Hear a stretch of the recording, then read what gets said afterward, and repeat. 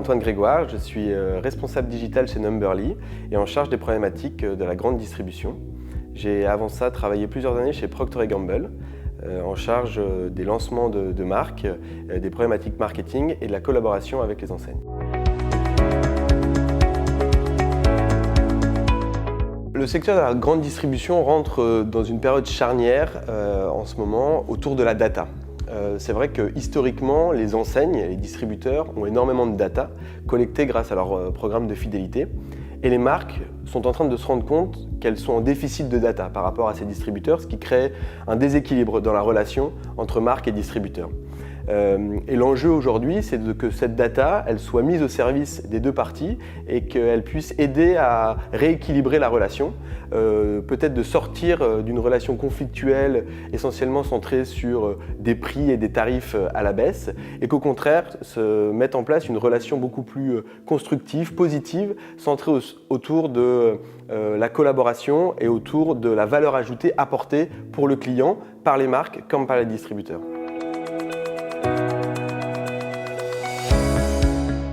La data pour la data n'a aucune valeur. La data prend de la valeur dès lors qu'on est capable de l'utiliser à bon escient pour apporter plus de services aux consommateurs.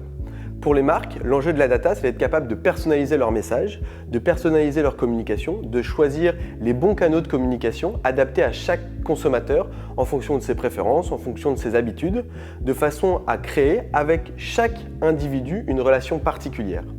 Également, pour les marques, accéder à cette data des distributeurs, c'est une manière de pouvoir mesurer l'efficacité de leurs activations marketing de façon beaucoup plus précise et du coup de voir toute la valeur de ces activations marketing et ainsi créer un cercle vertueux de collaboration entre distributeurs, marques et consommateurs.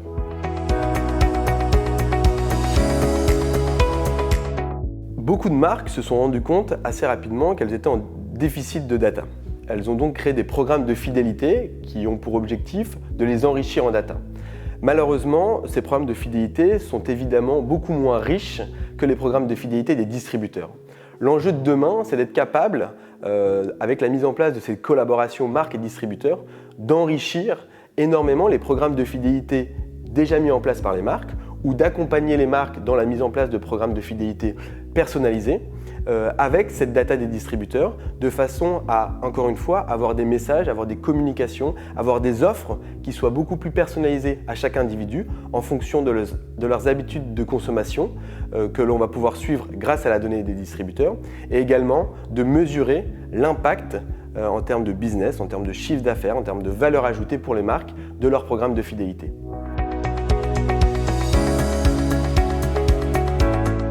L'accès à cette data, demain, elle doit permettre aux marques de changer totalement leur façon de communiquer et d'engager la conversation avec leurs consommateurs. À l'heure actuelle, on est sur des logiques de communication séquencées, phasées, où vous avez 3, 4, 6 semaines, 8 semaines de prise de parole d'une marque à tout un tas de personnes.